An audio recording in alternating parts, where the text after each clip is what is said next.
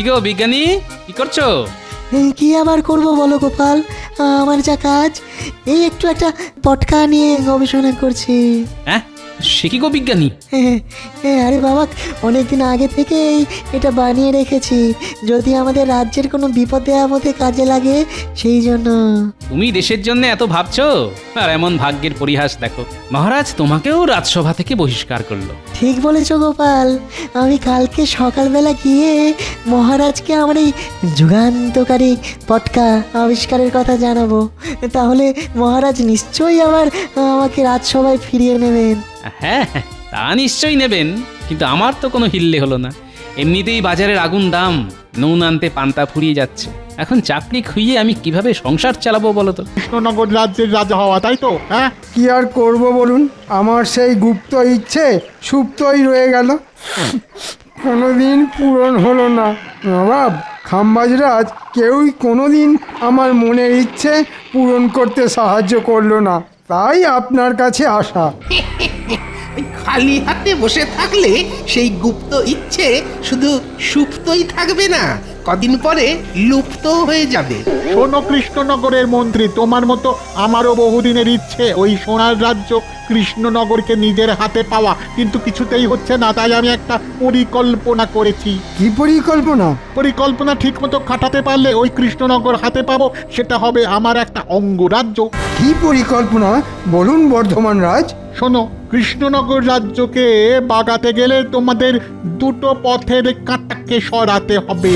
কাকে কাকে বর্ধমান রাজ? দুজন তীক্ষ্ণ ক্ষুরধারী বুদ্ধিমান ব্যক্তি।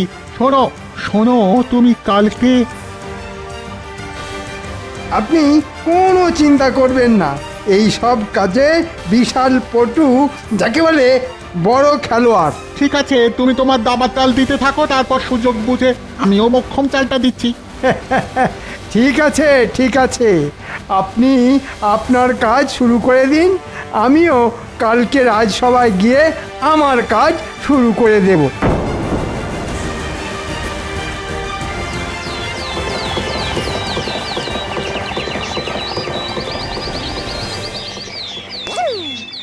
ধুর ধুর, ভালো লাগে না। গিন্নি সকাল সকাল একটা এত বড় থলে হাতে ধরিয়ে বলে দিল বাজার নিয়ে এসো।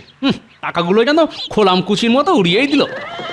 এই সকাল সকাল এটা কে রে বাবা, ঘোড়া ছুটি আসছে। চেহারার গঠন কাঠামো তো একটা মন্ত্রীমশাইয়ের মতো মনে হচ্ছে।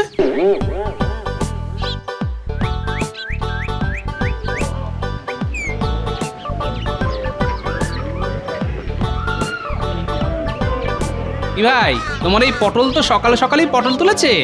আর কি করবো বলো তো গোপাল দাদা, দিনকাল তো খুব খারাপ, বাজারে একদম টাটকা সবজির আমদানি কমে গেছে গো। ঠিক আছে, বেছে বেছে একশের আধমরা পটল দাও দেখি। নেই মামার চেয়ে কানা মামাই ভালো, মরা পটলের চেয়ে আধমরা ভালো। তা কত দাম হলো? গোপাল দাদা গো, মাত্র 2 টাকা। হ্যাঁ, সে কি, এই টেসে যাওয়া পটল 2 টাকা? না না, অত দাম দিতে পারবো না, 1 টাকা দিচ্ছি। কি আর বলবো বলো, সকাল সকাল বউনি হয়নি তো, দাও দাও 1 টাকাই দাও।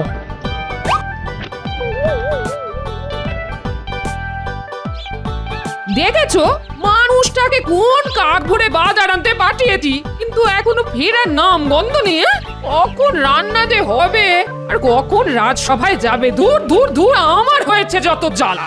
এলো গিন্নি, সকাল সকাল এত চিৎকার চেঁচামেচির কে আছে শুনি?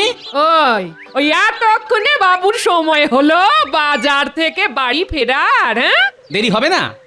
এমনিতেই এই টাকফাটা আগুন গরম, তার উপর বাজারেও আগুন দাম, দেরি তো হবেই। তা বাজার থেকে কি এনেছো দেখি? এই নাও ধরো। উমাই, কি কি সর্বনাশ! এ কি বাজার করেছো তুমি? কেন, কি আবার হলো? তুমি যা যা আনতে বলেছিলে তাই তাই এনেছি। আলু, পটল, লঙ্কা। পচা আলু, মোড়া পটল আর শুকনো লঙ্কা। মস্করা হচ্ছে নাকি আমার সঙ্গে? মস্করা?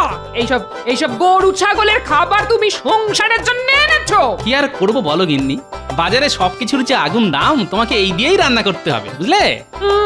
বাবু আবার রাজসভায় চাকরি করে, তাতেই এই অবস্থা। যদি অন্য কিছু করতো তাহলে তো মনে হয় খেতেই পেতাম না। ধুর, অত কথা না বাড়িয়ে তাড়াতাড়ি কিছু একটা রান্না করো, আমি স্নানে গেলাম।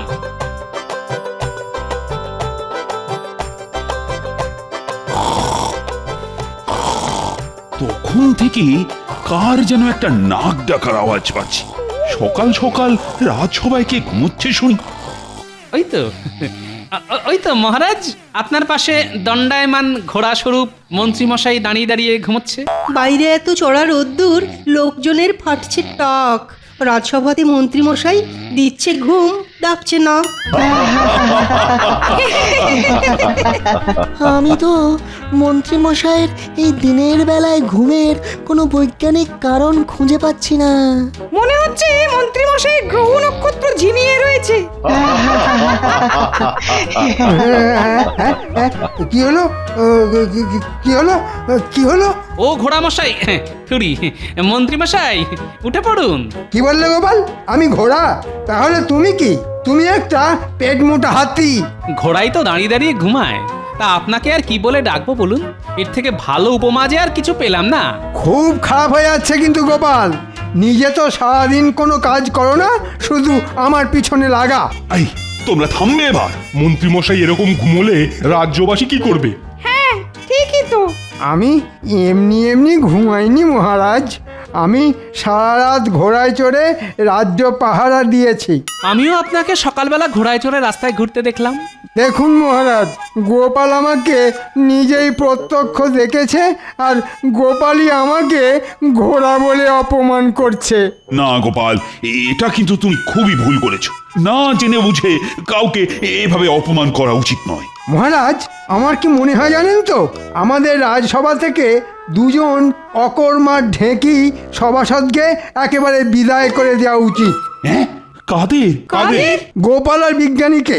কেন মন্ত্রী মশাই, আমি আবার আপনার কি পাকা ধানে মই দিলাম? হ্যাঁ, সত্যি তো, আমি আবার কি করলাম? কিছুই করনি। এই মন্ত্রী, তুমি কি বলতে চাও সেটা খোলসা করে বলো তো। দেখুন মহারাজ, আমাদের সভাসদদের সকলেই কোনো না কোনো কাজ করে, কিন্তু গোপাল আর বিজ্ঞানী কোনো কাজই করে না, শুধু আসে বসে আর গল্প করে। কেন? আমি গবেষণা করি।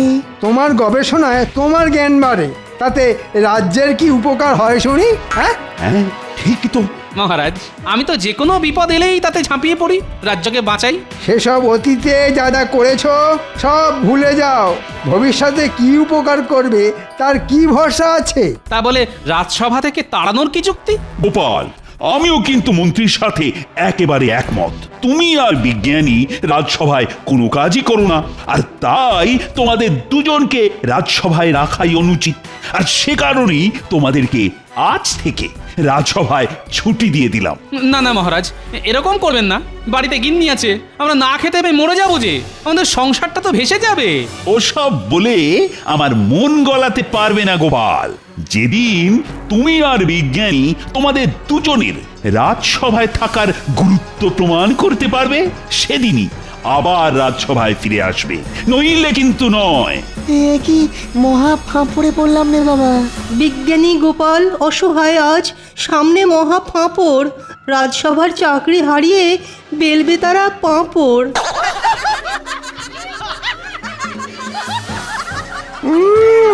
এমন পেঁচ দিয়েছি, একেবারে একেবারে সব দিশাহারা হয়ে গেছে। বিজ্ঞানী গোপাল বিদায়। এখন শুধু মহারাজকে সরিয়ে আমাকে সিংহাসনে বসতে হবে। বাবা, আমি হলাম মন্ত্রী, সব সভাসদদের মধ্যমণি আমি ষড়যন্ত্রী। আজকের মতো রাজসভা তাহলে এখানেই সমাপ্তি ঘোষণা করা হলো। এটা কিন্তু খুব খারাপ হলো মন্ত্রীমশাই। আমি যথেষ্ট সততার সাথে রাজসভার দায়িত্ব পালন করি, কিন্তু আপনি আজ আমাকে মহারাজের কাছে ছোট করলেন। আমি আর বলার কে গোপাল, সবই ওপরওয়ালার ইচ্ছে। জয় ঠাকুর, জয় ঠাকুর। গোপাল, আমার মনে হয় এ রাজ্যে বসে আর গবেষণা করা হলো না। কত কিছু ভেবেছিলাম, কিন্তু সব চলে চলে গেল গোপাল। চলে আসুন বিজ্ঞানী, বেশি কথা বাড়িয়ে লাভ নেই। ভাগ্যে থাকলে আমরা নিশ্চয়ই আবার সসম্মানে রাজসভায় ফিরে আসতে পারবো। হ্যাঁ, চলো চলো গোপাল, চলো।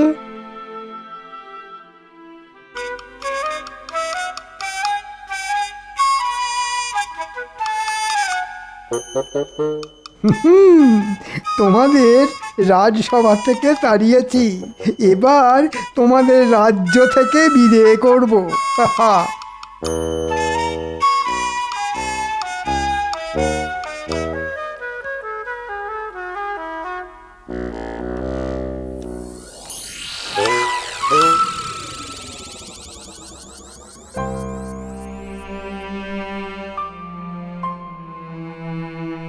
বলি তোমার কি হলো?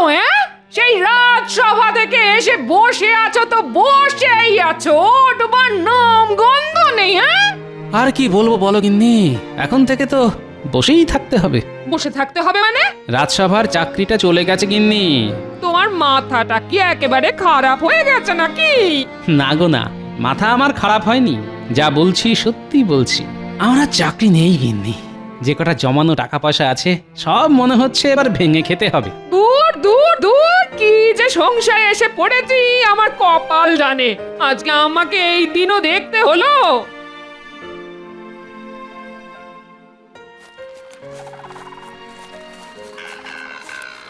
কি ব্যাপার মন্ত্রী মশাই, হঠাৎ করে আমাদের সাথে দেখা করতে এসেছেন? তা পথ ভুলে নাকি? আরে না রে না, একটা কাজের কথা বলতেই এসেছি। কাজটা করতে পারলে ভালো বকশিসও পাবি। হ্যাঁ। দেখুন মন্ত্রীমশাই, আগে থেকেই বলে রাখছি, হ্যাঁ, আপনার কাজ যতবার করতে গেছি কিছু না কিছু বিপদে পড়েইছি। এবার সেরকম হলে করতে পারবো না, আমি আগে থেকেই বলে দিচ্ছি আপনাকে। আরে না রে না, এমন কিছুই করতে হবে না যাতে তোরা বিপদে পড়িস। হ্যাঁ, তাহলে ঠিক আছে, বলুন কি করতে হবে? গোপাল আর বিজ্ঞানী এই দুজনকে তোদের চোখে চোখে রাখতে হবে। ওরা কি করছে সেটা জানাতে হবে আমাকে। আচ্ছা মন্ত্রীমশাই, কাজ হয়ে যাবে। এবার এবার আমাদের ওই বকশিসটা। আরে বাবা, পাবি পাবি, সময় হলে ঠিক পাবি। যা এখন চটপট কাজে লেগে পড়। ধুর, এইভাবে কাজ করতে ভালো লাগে বল মোটা? হ্যাঁ, ঠিক বলেছিস। আগে থেকে কিছু হাতে গরম টাকা পয়সা পেলে না হয় কাজ করে একটা মজা পেতাম।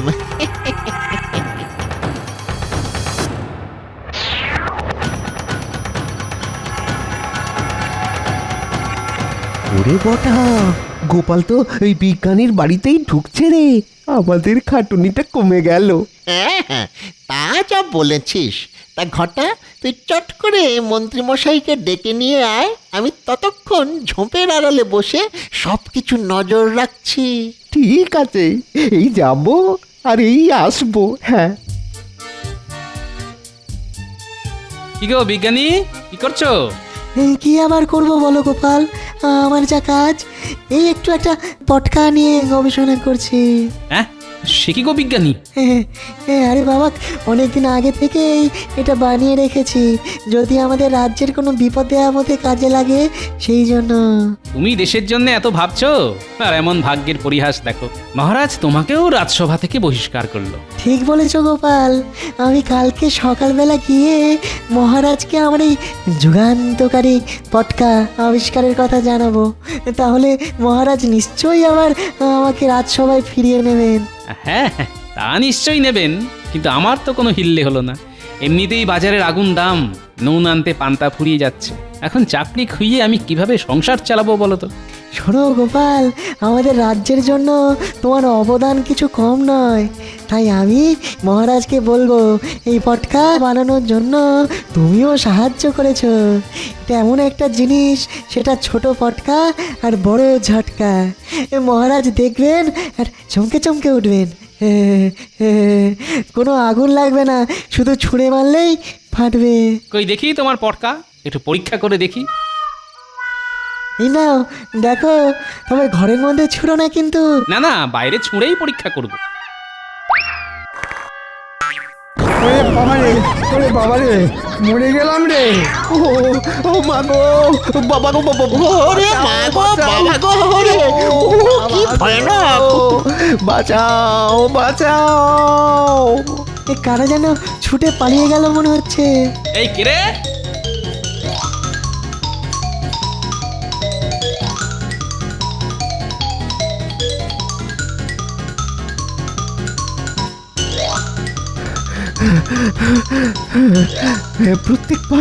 প্রত্যেকবার আপনার সাথে এসে কোনো না কোনো বিপদে পড়েই যাই। ঠিক আছে ঠিক আছে, তোরা বাড়িতে যা। এবার গোপাল আর বিজ্ঞানী যা ব্যবস্থা করার আমি করব। যা বাড়িতে যা।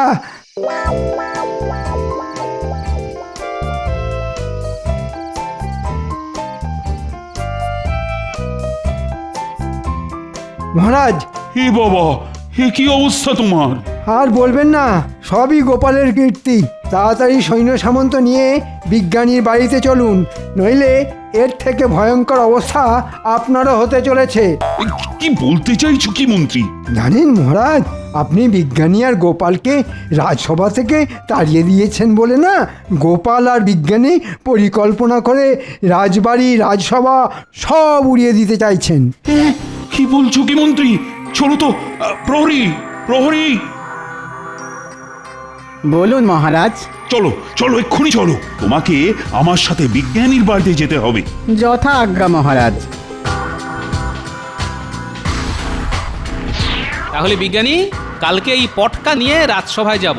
না, রাজসভায় ফিরে আসার স্বাদ আর কোনোদিনও পূর্ণ হবে না গোপাল। তুমি কি ভেবেছ তুমি আর বিজ্ঞানী রাজসভা উড়িয়ে দেবে? হ্যাঁ, সে স্বপ্ন কোনোদিনও পূর্ণ হবে না গোপাল। এ কি মহারাজ, মন্ত্রীমশাই আপনারা এখন? কেন, তোমাদের গোপন পরিকল্পনা ধরে ফেলায় খুব চমকে গেছে মনে হচ্ছে। কি যাতা বলছেন মন্ত্রীমশাই? বিজ্ঞানী তো ভেবেছিল এই ছোট ছোট পটকাগুলোই মহারাজকে দেখাবেন, তাহলে আমাদের রাজ্যের সুরক্ষায় অনেক সুবিধে হবে। হ্যাঁ মহারাজ, আজ সকালে মন্ত্রীমশাই বলেছিলেন না যে আমি কিছুই করি না, কিন্তু সেটা একদম ভুল কথা মহারাজ। আমি এই ছোট পটকা আবিষ্কার করেছি যাতে খুব সহজেই বড় সেনাবাহিনীকে আটকে রাখা সম্ভব। হ্যাঁ, ওসব কথা বলে মহারাজকে বোকা বানাতে পারবে না বিজ্ঞানী। আমি খুব ভালো করে বুঝতে পারছি, গোপাল আর বিজ্ঞানী মিলে অনেক বড় ষড়যন্ত্র করেছো। বিশ্বাস করুন মহারাজ, আমি আপনার নুন খেয়েছি। আমি কোনোদিনও আপনার কোনো সর্বনাশের কথা ভাবতেই পারি না, বিশ্বাস করুন। চুপ! তোমাদের হাড়ে হাড়ে চেনা হয়ে গেছে আমার। আজ এক্ষুনি তোমরা পুঁটলি গুটিয়ে রাজ্য থেকে বেরিয়ে যাও, আর কোনোদিনও যদি রাজ্যে ফিরে আসো তাহলে তোমাদের দুজনকেই আমি শুলে চড়াবো। কথাটা মনে থাকে যেন। হ্যাঁ। ও গোপাল, এবার কি হবে? সবই ভাগ্যের পরিহাস বিজ্ঞানী, ভাগ্যের পরিহাস। যে মহারাজ একদিন আমার গলায় মুক্তোর মালা পরিয়ে দিয়েছিলেন, তিনি আজ আমাকে রাজ্য থেকে তাড়িয়ে দিচ্ছেন। সেই গোপাল, এবার তুমি কি করবে? তোমার তো সংসার আছে। দেখি, গিন্নিকে আপাতত শ্বশুর বাড়িতে পাঠিয়ে দেব, তারপর অন্য রাজ্যে কোনো একটা কাজের বন্দোবস্ত হলে গিন্নিকে আবার ডেকে নেব। ঠিক বলেছ। ঠিক আছে, তুমি তোমার গিন্নিকে জানিয়ে চলো, আমিও আমার পুঁটলি নিয়েই বেরোচ্ছি। হ্যাঁ, আমাদের দুজনকেই যখন রাজ্য ছাড়া হতে হবে, তখন চলো দুজনে একসাথেই যাই।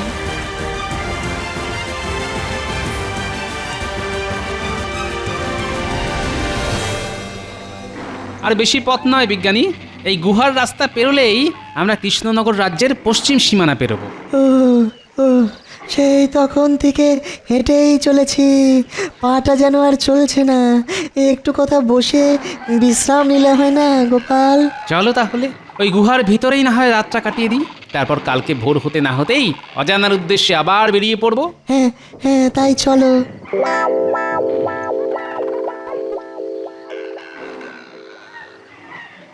মন্ত্রী, আর শুধুমাত্র এই গুহাটা পেরোতে পারলেই আমরা কৃষ্ণনগরের সীমান্তে প্রবেশ করব। তারপর এই কৃষ্ণনগর রাজ্য হবে আমাদের। আস্তে আস্তে মন্ত্রী, আস্তে। কেউ যেন জানতে না পারে আমরা অতর্কিতে কৃষ্ণনগর আক্রমণ করছি। সর্বনাশ বিজ্ঞানী, এসব কি আমরা নিজের চোখে দেখছি? হ্যাঁ গোপাল, কৃষ্ণনগরের সামনে সমূহ বিপদ, আর বিপদ থেকে রক্ষা পাওয়ার অস্ত্র আছে আমার কাছে। হ্যাঁ সত্যি বিজ্ঞানী? হ্যাঁ গোপাল, তবে এই দেখো তার খেলা। পালাও পালাও পালাও পালাও, শিগগির পালাও দেখি সব বোমা ছুটছে কেন? মহারাজ, ভালো কথা বলছি, ফিরে চলুন। আমরা অন্য কোনো সময় আবার কৃষ্ণনগর আক্রমণ করবো খন। এখন কেটে পড়ুন, পালাও। আচ্ছা বিজ্ঞানী, তোমার আবিষ্কারের একটা উড়ন্ত জুতো ছিল না, সেটা সাথে এনেছো? হ্যাঁ এনেছি তো, এই নাও। বিজ্ঞানী, তুমি মহারাজের কাছে চলো, আমিও ওই ব্যাটা দুটোকে তুলে নিয়ে যাচ্ছি।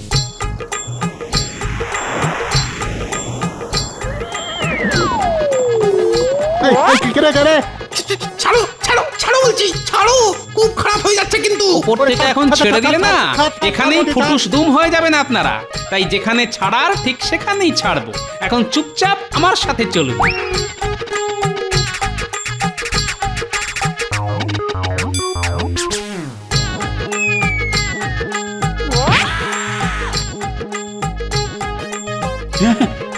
গোপাল, এখানে উড়ে উড়ে আপনার অগোচরে এই বর্ধমান রাজা, মন্ত্রী আর সেনাদল সবাই মিলে আমাদের রাজ্য আক্রমণ করে। তখন আমি আর গোপাল মিলে আমার বানানো বোমা দিয়ে ওদের আক্রমণ ঠেকাই।